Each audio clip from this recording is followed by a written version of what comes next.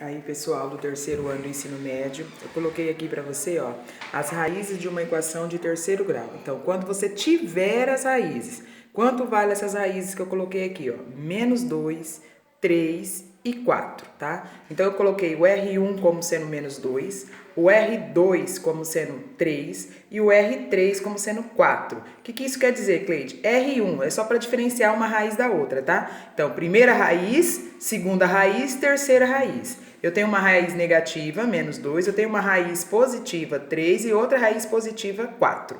Aí eu peço para vocês, escreva a equação na forma fatorada. O que é escrever a equação na forma fatorada? É escrever ela em forma de fator. Fator são essas multiplicações aqui.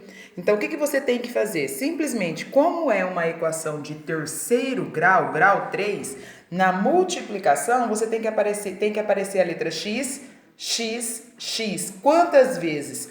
3 vezes, por ser grau 3. Na hora que eu aplicar a propriedade distributiva, vai aparecer o x à terceira. Quem aparece do lado dessa raiz, tá? Nessa fatoração, aparece a raiz 1, a raiz 2 e a raiz 3. Então, para escrever na forma fatorada é bem simples. Se você já tem as raízes, é só colocar as raízes no lugar desse R1, R2 e R3. Então, o que vocês têm que fazer, tá?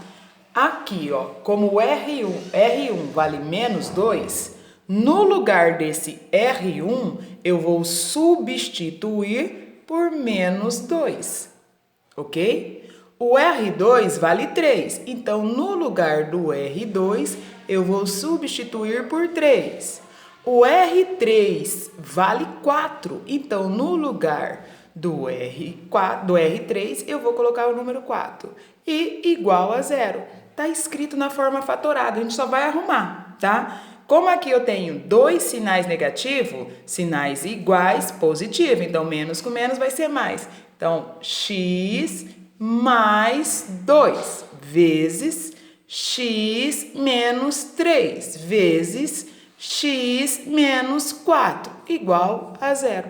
Você acabou de escrever a equação de terceiro grau, cujas raízes são menos 2, 3 e 4, na forma fatorada.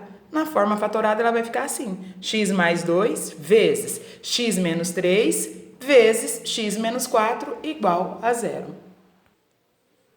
Depois dessa explicação, eu gostaria que vocês fizessem a atividade 5 da página 17 do caderno do aluno. Só que na atividade 5 ele pede a forma fatorada de uma equação de quarto grau.